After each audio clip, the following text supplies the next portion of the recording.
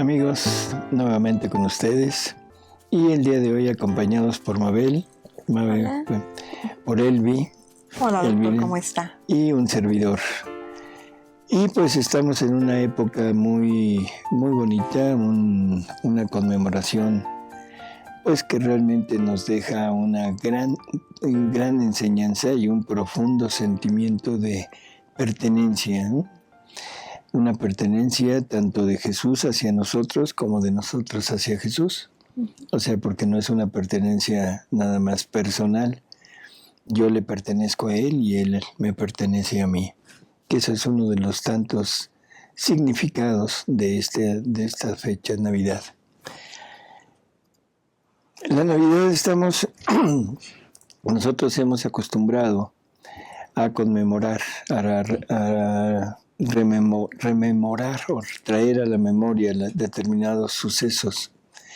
Y entre ellos los religiosos hemos hecho como divisiones, ¿no?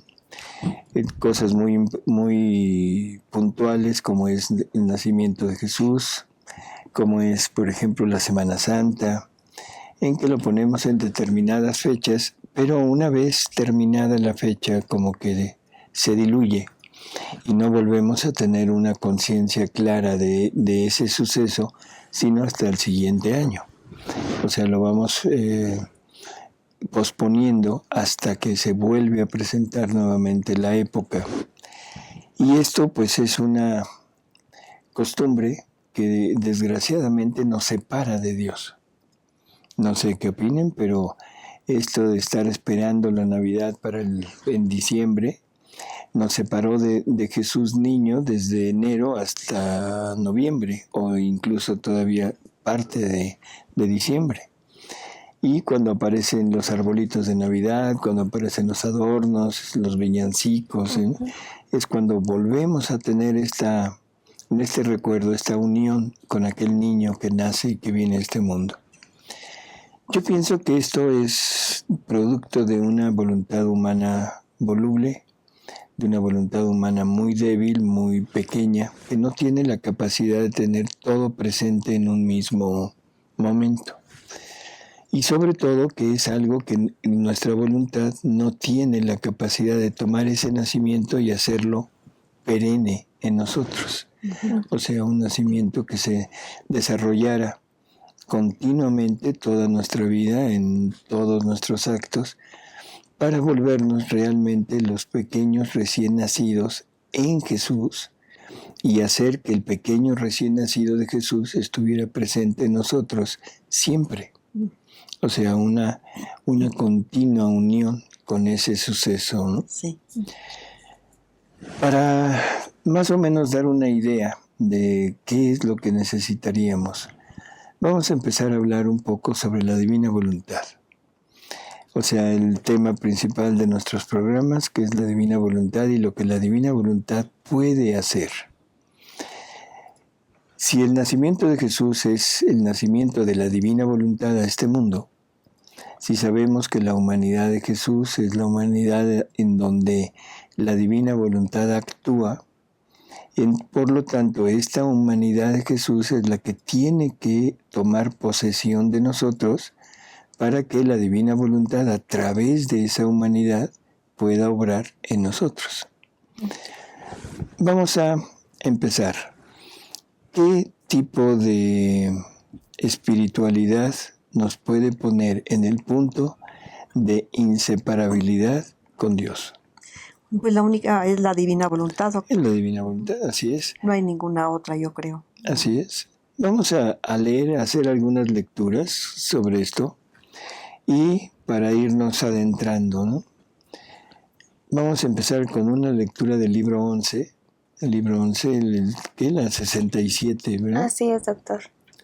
1167. Noviembre 27, 1913. La divina voluntad es el punto más alto que puede existir en el cielo y en la tierra. Mi siempre amable Jesús continúa hablándome de su santísima voluntad. Hija mía, por cuantos actos completos de mi voluntad hace la criatura, tantas partes de mí toma en sí, y por cuanto más toma de mi voluntad, tanta más luz adquiere y dentro de sí forma el sol. Y como este sol se ha formado de la luz que toma de mi voluntad, los rayos de este sol están concatenados con los rayos de mi sol divino. Así que uno se refleja en el otro, uno saetea al otro y mutuamente se saetean. Y mientras esto hacen, el sol que mi voluntad ha formado en su alma se va engrandeciendo siempre más. Vamos a ver, por cada acto que la criatura hace en la divina voluntad, toma una parte de Jesús. Creo que así fue como dijo, ¿no? Al principio. Así es. ¿Esto en dónde nos coloca? Que Jesús está creciendo. Que Jesús se está desarrollando, ¿no? Dentro de nosotros. Y que se está desarrollando gracias a los actos que nosotros realizamos en la divina voluntad. Por lo tanto, ¿qué nos convendría? O sea, que estos actos fueran continuos totalmente, para que en un momento dado la vida de Jesús se desarrolle plenamente en nosotros, ¿no? Y que siga en un crecimiento constante. ¿Hasta dónde podrá crecer este Jesús en nosotros? Es al infinito. Así que no hay un límite y no es decir, bueno, necesito tantos actos para tener a Jesús completo, sino es cuantos sean necesarios, ¿no? Y nunca podríamos llegar a abarcarlo totalmente. Entonces, por eso le dice a Luisa, pon atención, desatenta para que esos actos sean continuos, ¿verdad? Así es. Y así debemos estar nosotros con atentos a no dejar pasar ningún acto, que sean continuos uno tras otro. Uno tras otro, uno tras otro. O sea, esa es la meta, ¿no? Sí. Que sea una vida continua la que nosotros desarrollemos en la divina voluntad. Y yo, Jesús, siempre estamos aquí, en tu voluntad. Parece que no tienes otra cosa que decir. Y Jesús. Parece que no tienes otra cosa que decir. Es curioso, la Luisa, bueno, y a nosotros también a veces nos sucede, como que nos saturamos de divina voluntad, ¿no? Y empezamos a querer ver otras cosas. Sin embargo, Jesús como que nos insiste y nos lleva a el deseo de seguir leyendo. Entonces, probablemente también nosotros le diríamos, oye Jesús, parece que no tienes más que decir, ¿no?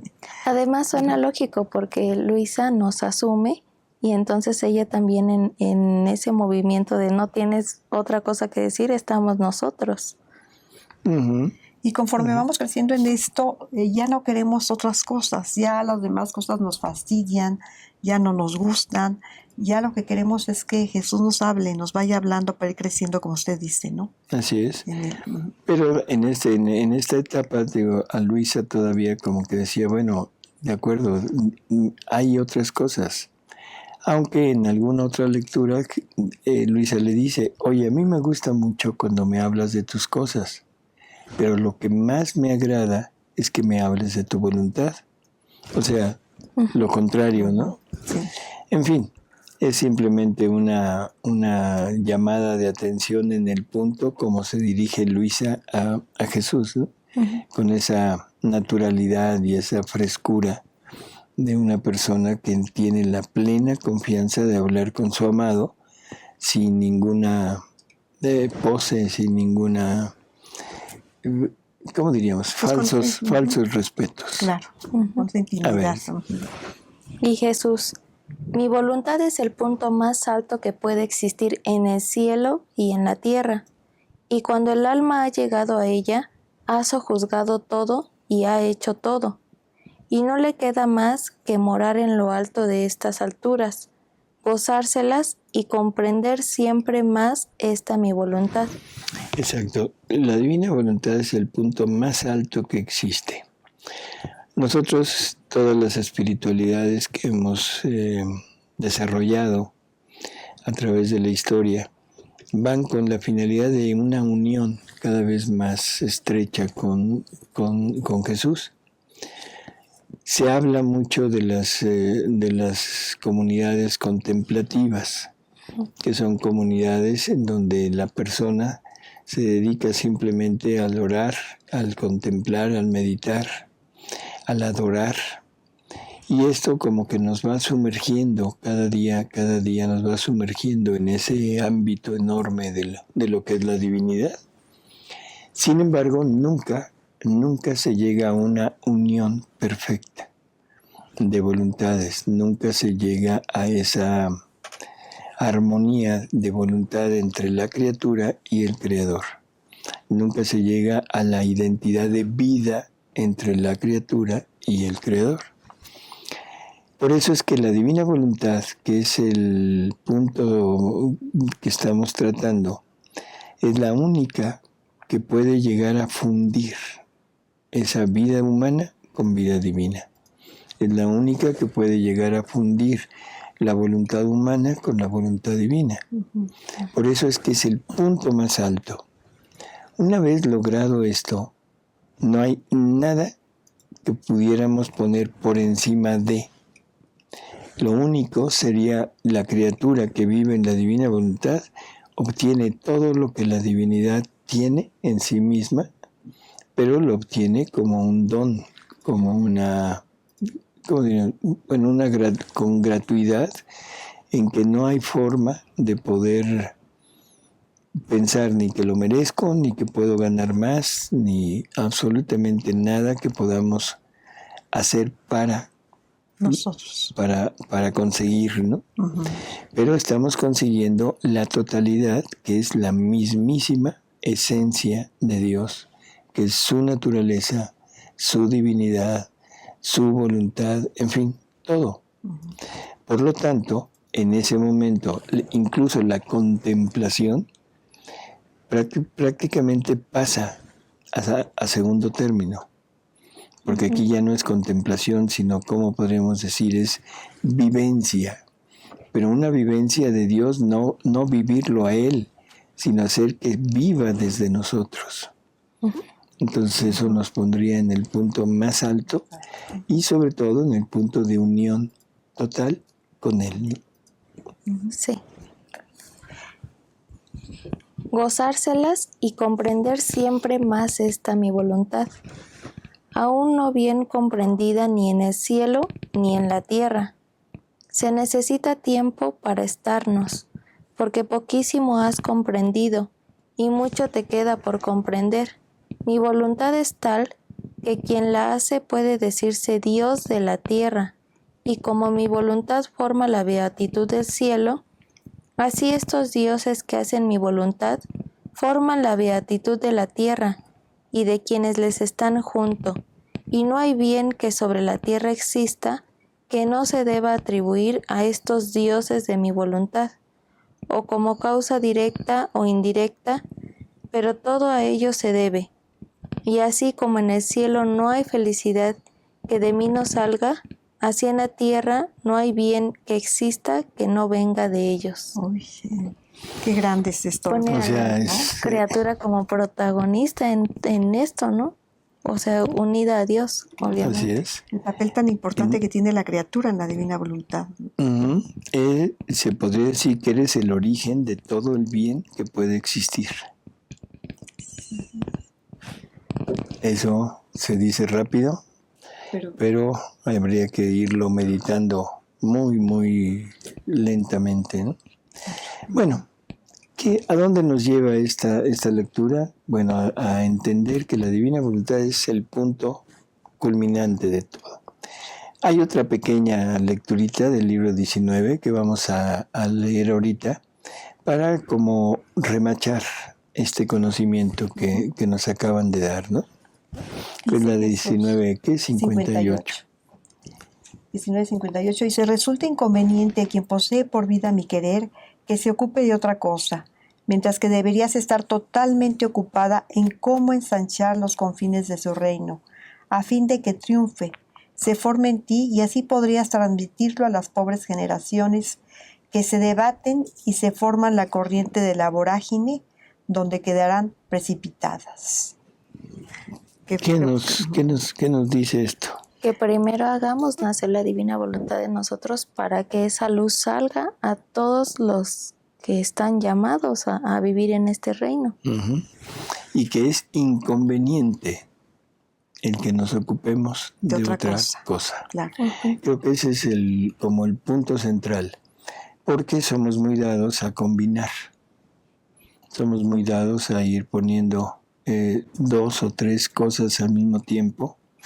Y definitivo, creo que la palabra es perfecta. Uh-huh. Resulta inconveniente para la persona que vive en la divina voluntad, para la persona que ha llegado al punto más alto, ahora dedicarse o ocuparse en otras cosas. Así que tenemos ya marcado como el punto de partida. Ahora, ¿por qué todo esto? Es lo que decíamos en un principio. Navidad debería de convertirse en nosotros en un nacimiento, pero un nacimiento constante. Constante, no un nacimiento cada año.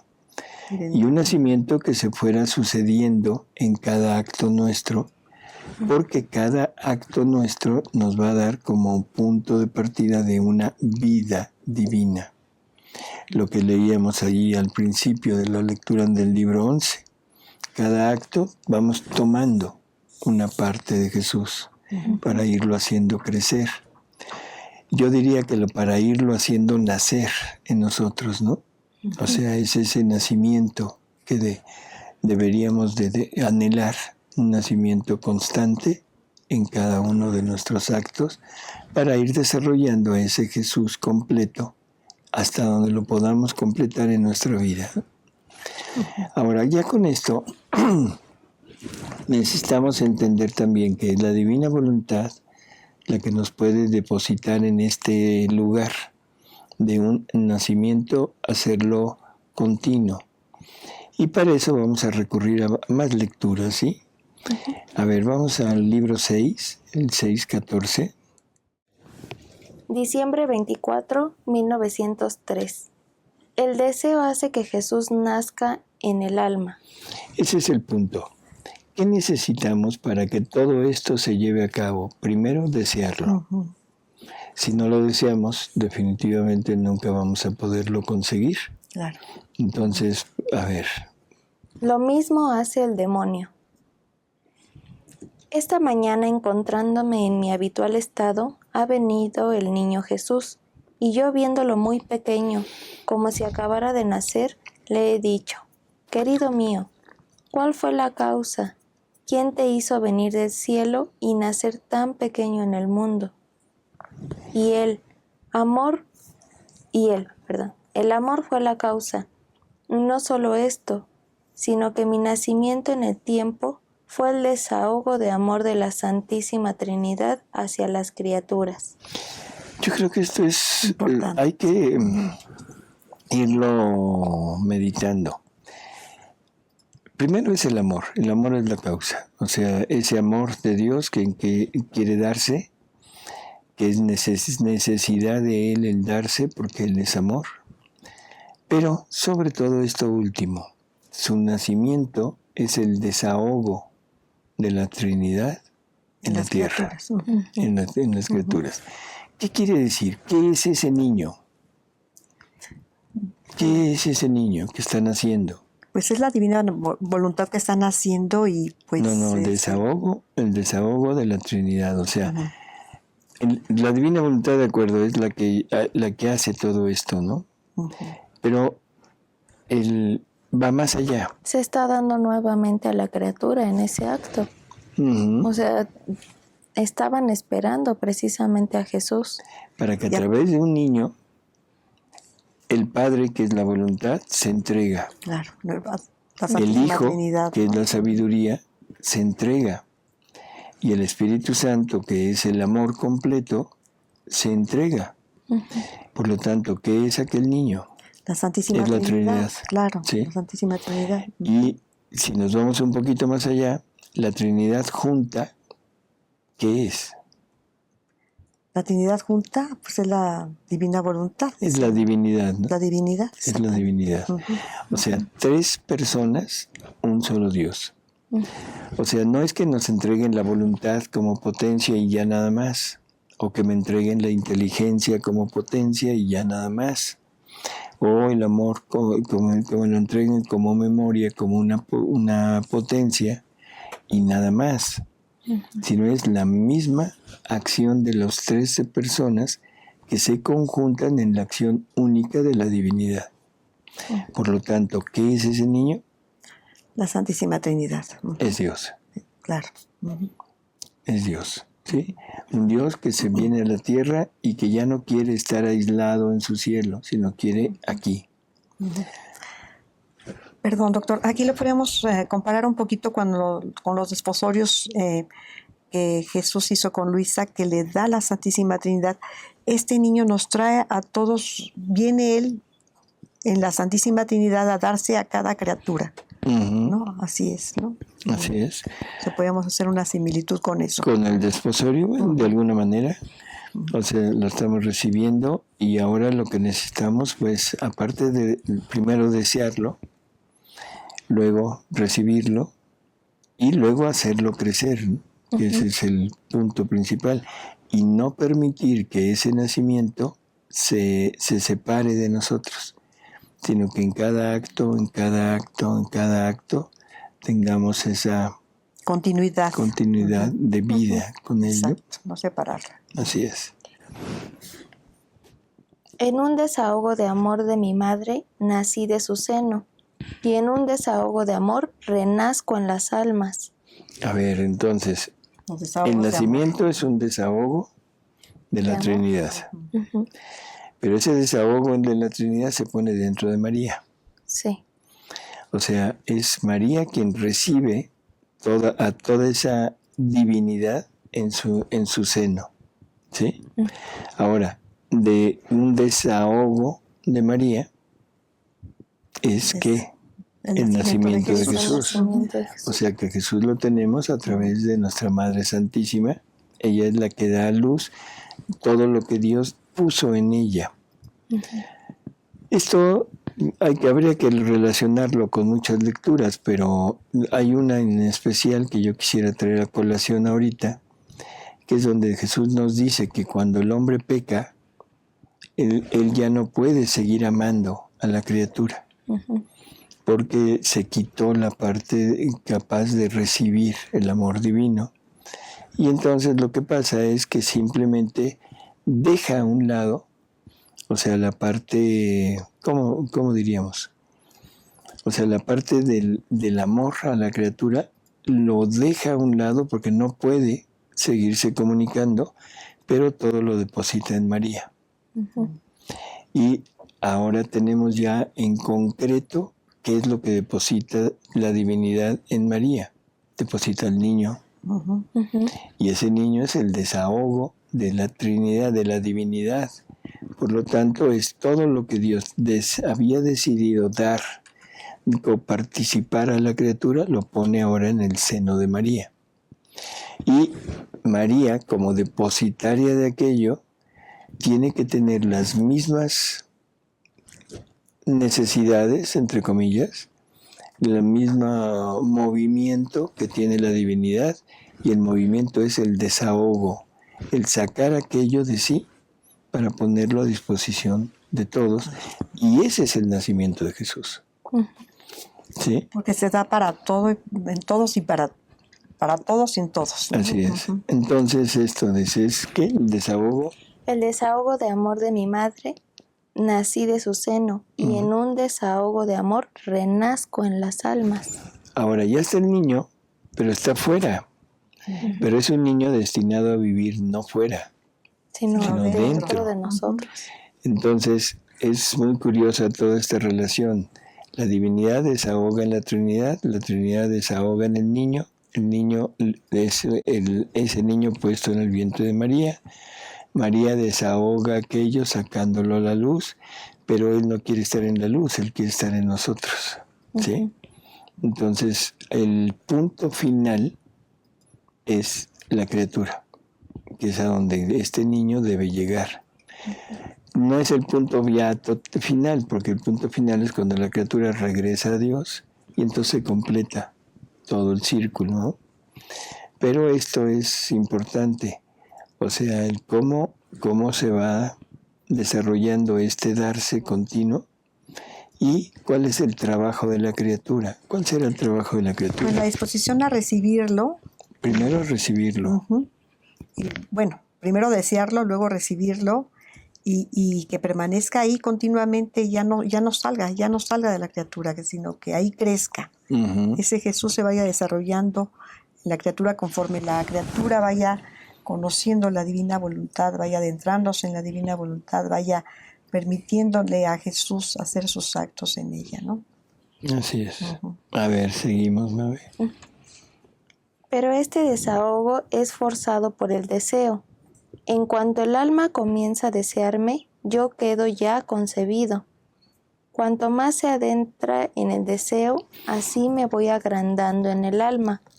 Cuando este deseo llena todo el interior y llega a desbordar fuera, entonces renazco en todo el hombre, esto es, en la mente, en la boca, en las obras y en los pasos. Tiene libertad ahí ya Jesús de actuar. O sea, no es un bebé que se queda estático, sin movimiento, ¿no? O sea, ya él empieza a desahogar el amor a través de la criatura en actos. Así es. Que ese es el punto final de que Jesús quiere, ¿no? Entonces, esto creo que necesitamos también volverlo a ir armando un poquito. Al rato vamos a ver algo de cómo lograr esta, ¿cómo diríamos? Consagración. Prácticamente la consagración de lo que es la vida divina en la criatura.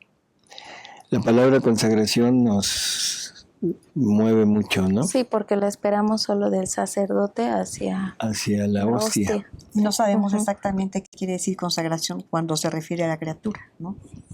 Y ahorita lo vamos a ver. Yo creo que sí lo sabemos. Lo que pasa es que no lo queremos reconocer por temor a decir no, eso no se puede. Sí. Ahorita pasamos a eso. Bueno, entonces esta lectura ya terminó, ¿verdad? Sí. Bueno, junto con esta tenemos otra del libro 16, la 1637, en donde nos va a hablar ya de el nacimiento perenne de Jesús. 1637, diciembre 26, 1923. El morir continuo de Jesús y el morir continuo de Luisa en la divina voluntad. Y empezaremos en el número 4. Hija mía, para quien hace mi voluntad siempre es Navidad. En cuanto el alma entre en mi querer, yo quedo concebido en su acto. Conforme va cumpliendo su acto, yo desarrollo mi vida. Cuando lo termina, yo resurjo y el alma queda concebida en mí. Desarrolla su vida en la mía y resurge en mis actos. Entonces mira, las fiestas navideñas son para quien una vez al año se prepara, se pone en gracia, por lo tanto siente en sí algo de lo nuevo de mi nacimiento. Pero para quien hace mi voluntad siempre es Navidad. Tantito, porque esto es importante para todo aquel que festeja la Navidad una vez al año. Es esto que está diciendo, ¿no? O sea, y todo es debido a la voluntad con la que se vive toda esta fiesta, celebración. Decir, ¿no? Pero ahora va a decir que desde su voluntad, ¿no? Dice, sí. Pero para quien hace mi voluntad siempre es Navidad. Siempre. Siempre es Navidad. Porque está renaciendo él en cada acto, ¿no? Porque el alma entra en el acto único. Entonces es una continua acción de cada acto que tuvo Jesús a lo largo de su vida. Así es. O sea, en la eternidad no podemos hablar de que los acontecimientos corran, sino son estáticos. ¿Sí? El acto único. El nacimiento de Jesús queda como nacimiento de Jesús para toda la eternidad. Por lo tanto, yo puedo, entrando en la divina voluntad, puedo llegar a este nacimiento, tomarlo como mío y elaborarlo y manejarlo como mío. Sí, Ujú. creo que vale la Claro. pena el irlo Asimilando. meditando, asimilando, ¿no? Porque en la divina voluntad Dios nos quiere dar todo y entonces hay que tomarlo todo. Todo. Por eso es que es el punto más alto. Ujú. O sea, no es una santidad más, no es una espiritualidad más, sino es el punto más alto que existe en el ámbito de la santidad. Porque nos pone en unión perenne con la divinidad. Ese es como lo importante. Ujú. Sí. Así que tú quisieras que yo naciera en ti una vez al año. Esta pregunta yo la haría extensiva a todos Claro. nosotros Ujú. y empezaría conmigo, ¿no? Ujú. ¿Qué acaso quiero que esta fecha nada más sea en esta fecha? No. O sea, eso es lo que me gusta, el ambiente, esa camaradería, esa fraternidad, ese amor entre las personas. ¿Realmente querremos que sea nada más una vez al año? No, pues eso es para el mundo, ¿no? Para las Para personas el que no mundo conocen. y la para un divina mundo voluntad. fingido. Ujú. Ujú. Para un mundo fingido. Porque esos abrazos, ese espíritu navideño, perdón, pero no tienen nada que ver con Dios, ni nada que ver con esto de crecimiento de la intimidad entre Dios y su criatura. Claro. O sea, me veo obligado por el espíritu de Navidad a darle un abrazo a mi enemigo, pero el día de mañana sigue siendo mi enemigo. Claro. Y es más, ahora el mundo quiere sacar a Jesús de nosotros. Ya esas festividades ya ni siquiera lo nombran, doctor. Ya es el arbolito, la fiesta, la celebración, pero ya Jesús ya quedó fuera. Pero se te olvida lo principal. Se te Así olvida es. lo principal. Sí, pues ¿Qué se te olvida? la cena, la fiesta, el brindis, el abrazo. No, se te olvida el jo, jo, jo. Ah, Se le olvidó Santa Claus y estamos sí, hablando de perdón, amigos, Navidad. se me olvidó Santa Claus. Y es que ya de mi vida ya lo desterré, doctor, por eso. Bueno, y luego hablan de Navidad. A ver, seguimos, ¿no? Dice, no. Para quien así mi voluntad, mi nacimiento, mi vida, mi muerte y mi resurrección deben ser un acto continuado, nunca interrumpido. Deben ser. Ujú. Un acto continuado. Nunca interrumpido. De otra manera, ¿cuál sería la diferencia? La desmedida distancia con las otras santidades. Así es. Volveríamos a lo mismo, ¿no? O sea, a hacerlo a nivel de voluntad humana. Ujú. Pero en fin, esto que ahorita medio en plan de broma o no broma, aquí agarramos a Elvi. Esto Eso es no algo celebración, que sí. es muy, muy real. Sí. La pregunta sería, ¿realmente queremos a Jesús? Pues, ¿Sí? ¿Seguro? Sí, Sí. ¿Realmente el mundo querrá a Jesús? El eso es mundo lo no. triste, doctor, porque Exacto. nosotros ya podemos ver que hay un rechazo hacia Jesús.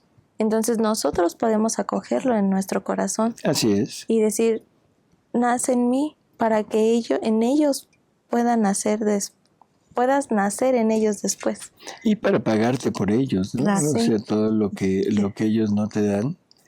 Ahora Y aquí ya hubo una apertura, un decirle sí a Jesús, sí quiero, y él pues en ese es tan magnánimo que en ese sí ya nos empieza a dar todos sus conocimientos y en esos conocimientos pues lo empezamos a amar cada vez más.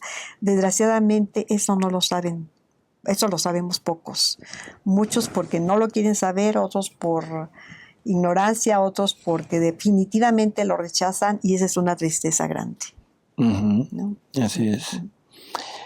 Entonces, esta pregunta, este cuestionamiento de ¿realmente querremos a Jesús?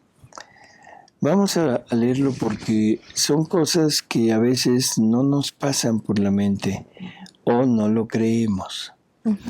Pero nosotros posponemos a Jesús en todos lados, en todos momentos y ante todas las personas o incluso las cosas. O sea, lo posponemos ante mis estados de ánimo, lo posponemos ante mis gustos, lo posponemos ante mis, entre comillas, obligaciones, lo posponemos casi al 100% de las posposiciones es por nuestros vicios, ¿sí? Lo posponemos a todo. Así que vamos a ver, hay una lectura que yo quiero que se lea ahorita, porque es una lectura que nos muestra exactamente cómo el mundo acepta a Jesús o no lo acepta. Jesús le lleva a Luisa al mundo para ver si el mundo lo quiere o no lo quiere. Vamos a ver qué dice, ¿no? Es del libro que son las posposiciones. Uh-huh. Yo creo que la 19, 50, no. 60, 58. Uh-huh. Uh-huh. Aquí está. Uh-huh. A la 11:85 y dice así. No, es esta de aquí. Ok, muy bien. De aquí. Dice, Jesús es nuevamente pospuesto, ya no a Barrabás, sino a nuestro yo. Lo que usted dice, doctor. Pues escogemos lo que nos conviene, nos agrada, nos halaga nuestro ego. Después de haber esperado mucho, el bendito Jesús se hacía ver dentro de mi interior, diciéndome, ¿quieres que vayamos a ver si las criaturas me quieren? Que es curioso, ¿no? Sí. Uh-huh. O sea, tiene que llevarla para que ella vea, constate si el mundo lo quiere a Jesús o no lo quiere. Uh-huh. Y yo, seguro que te querrán. Siendo tú el ser más amable, ¿quién tendrá la osadía de no quererte? Y él, vayamos y después verás lo que harán. Como que dice, vayamos y después hablas. Uh-huh. Es que ella no puede creerlo porque realmente siente ese amor hacia Jesús. Uh-huh. Es difícil, ¿verdad? Sí. Para ella pensar que alguien lo rechace. Así es.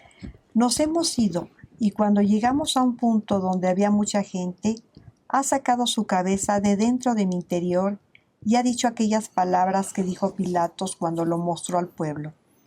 Ecce homo. Y comprendía que aquellas palabras significaban si querían que el Señor reinase como su rey y tuviese el dominio en sus corazones, en las mentes y obras. Y aquellos respondieron, quítenlo, no lo queremos, más bien crucifíquenlo, a fin de que sea destruida toda memoria suya. Es lo que se está haciendo ahorita en el mundo, doctor. Así es. Este es el mundo en general, ¿no? Uh-huh. Y aquí es, quítenlo, no lo queremos. No nos conviene tenerlo con nosotros. Así que bueno, de alguna manera tenemos que empezar a visualizar esto, pero visualizarlo en nuestro medio. Incluso yo diría que hasta en nuestro medio familiar, a la hora que se habla de Jesús, no lo quieren. No. Y si en esta Navidad se pone en vez de una... ¿Cómo decir? En vez de un festejo religioso, en vez de una fiesta mundana se pone algo religioso, uh-huh. No lo quieren. Sí. O sea, se habla del nacimiento, aquella costumbre antigua que había de arrullar al niño. Sí. Prácticamente eso ya desapareció, sí. Y ya lo único que interesa es la parte mundana, ¿no? Sí, sí. Es una tristeza. A ver. Dice, ¿cuántas veces se repiten estas escenas? Entonces el Señor ha dicho a todos, ecce homo. Al decir esto sucedió un murmullo, una confusión. Quien decía, no lo quiero por rey mío, quiero la riqueza. Otro el placer, otro el honor. ¿Quién las dignidades y quién tantas otras cosas más? Con horror yo escuchaba estas voces y el Señor me ha dicho, ¿has comprendido cómo nadie me quiere? Sin embargo, esto es nada. Dirijámonos a la clase religiosa y veamos si me quieren. Esto es nada. El rechazo, el no quererlo, el posponerlo a la riqueza, al honor, a la vanagloria. O sea, eso es nada. Y dice uno, caray. ¿Qué más hay? Entonces, ¿qué más hay? ¿Qué ¿no? más hay? Uh-huh. Lógico, va a llevar a Luisa ahora al ámbito religioso, o sea, al ámbito de la iglesia jerárquica o de la iglesia de almas consagradas. Uh-huh. Vamos a ver qué dicen estas personas, ¿no? Dice, entonces me he encontrado en medio de sacerdotes, obispos, religiosas, consagrados, y Jesús con voz sonora ha repetido: Ecce homo.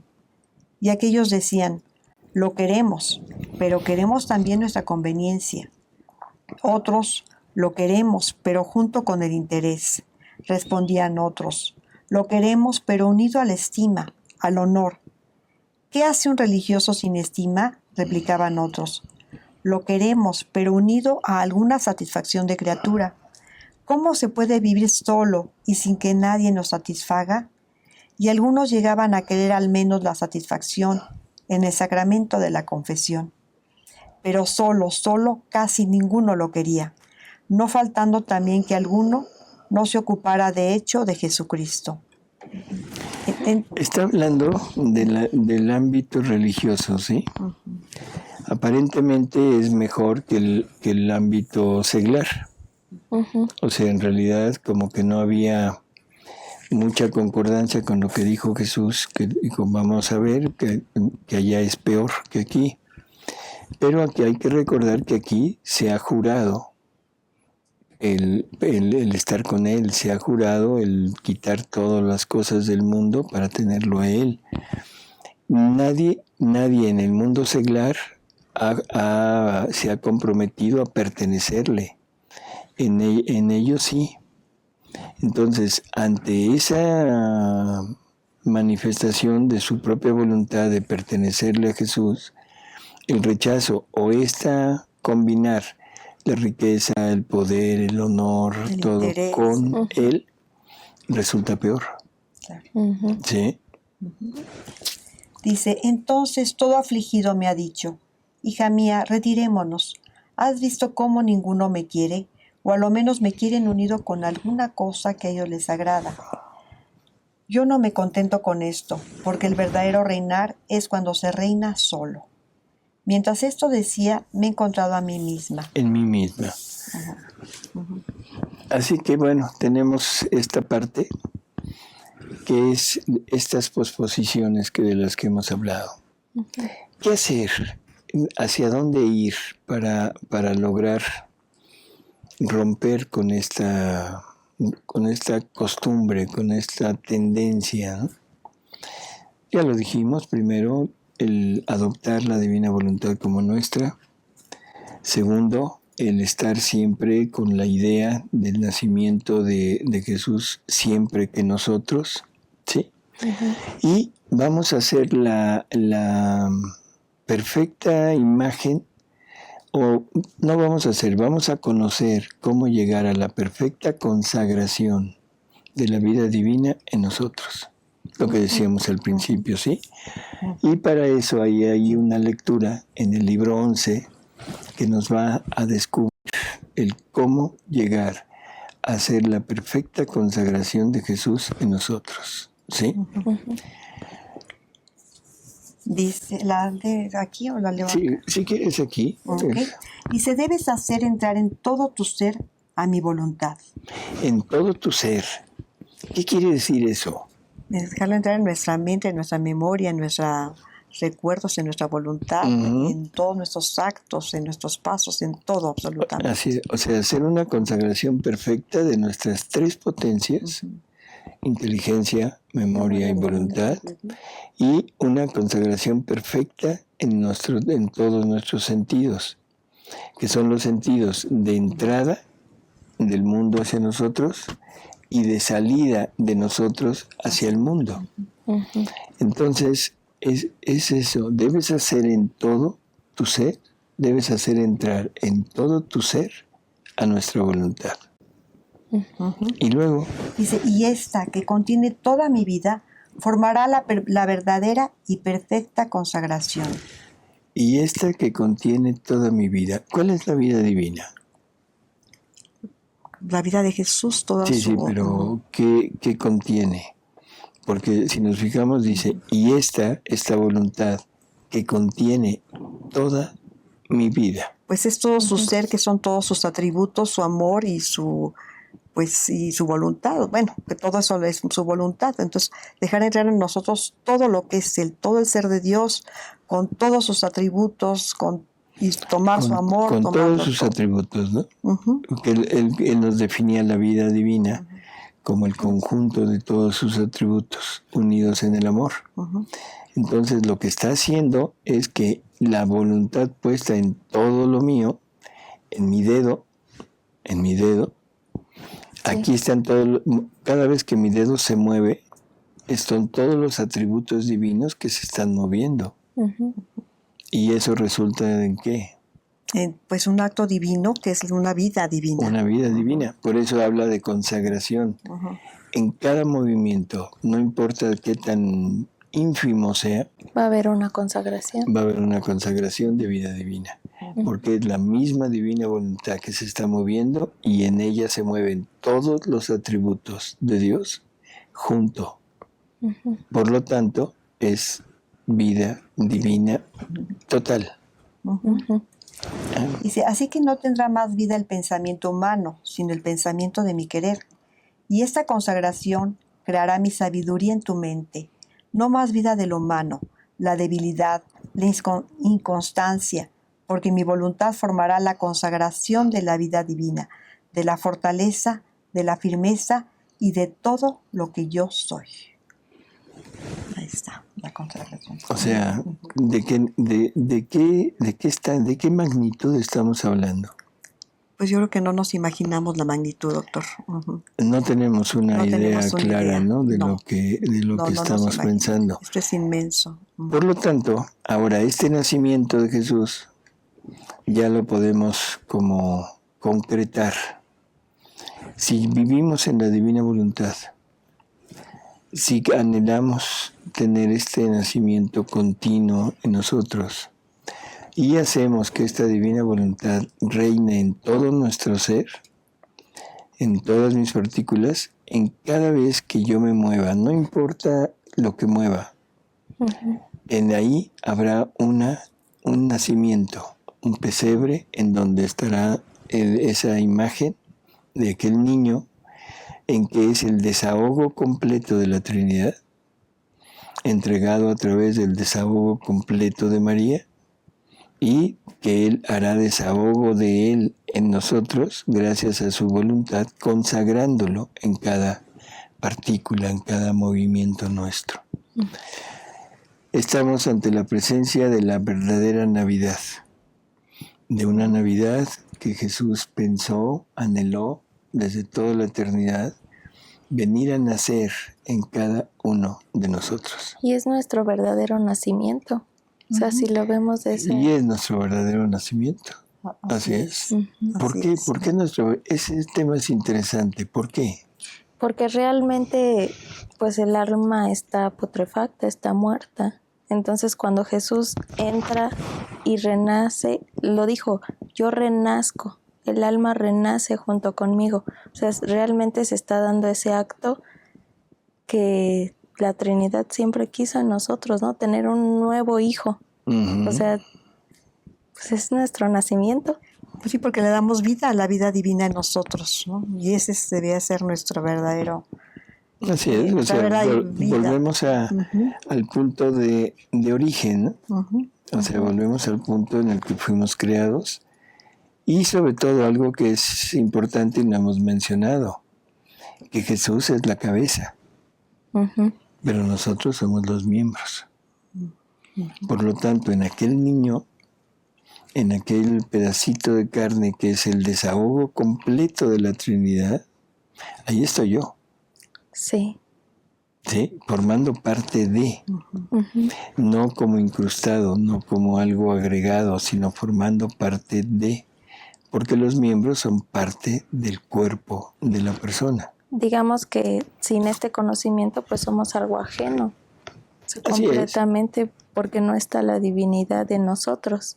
Y todo queda en forma como mística, en forma muy alegórica de decir, bueno, soy miembro del cuerpo de Jesús, pero no me queda. Pero ya con esto que hemos ido poco a poco desarrollando, creo yo que nos queda más claro el que es la formación de su vida en mí es continua a través del ejercicio de su voluntad en nosotros, Y ahora sí me considero realmente como miembro, porque formo parte integral de aquel cuerpecito, ¿no? Sí. Y como hijo verdadero. Y como hijo verdadero, así es.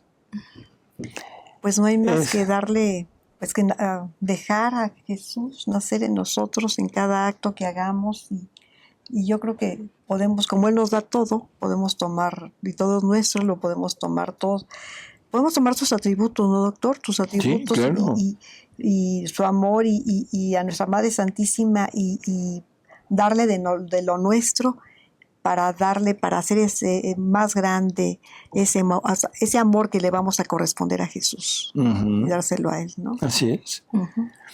Así que pues amigos, realmente en esta fecha, en Navidad, vamos a empezar a tener esta idea, este deseo de un nacimiento constante, continuo de Jesús en nosotros. Para eso necesitamos su voluntad continua en todo nuestro ser, para que nos abarque totalmente y podamos llegar a ser verdaderamente parte de toda esta divinidad que está en este niño, ¿no? Y todo esto llevarlo con la firme resolución de nunca salirme o apartarme de esto, nunca. Nunca decir ahorita no, nunca volver a relegar a Jesús y posponerlo, ¿no? Nunca combinarlo con decir quiero, junto con Jesús quiero la riqueza, quiero el poder, quiero ser conocido, quiero sobresalir sobre algo, no, sino dejar que sea este niño que se desarrolle en nosotros y que igual que él pasó 30 años de su vida en vida oculta, siendo lo que es, teniendo todas las prerrogativas de la divinidad en él, y sin embargo quiso permanecer oculto. ¿Por qué? Nunca nos hemos preguntado cuál era no la acción que llevaba a cabo ahí, sino el por qué quiso permanecer oculto.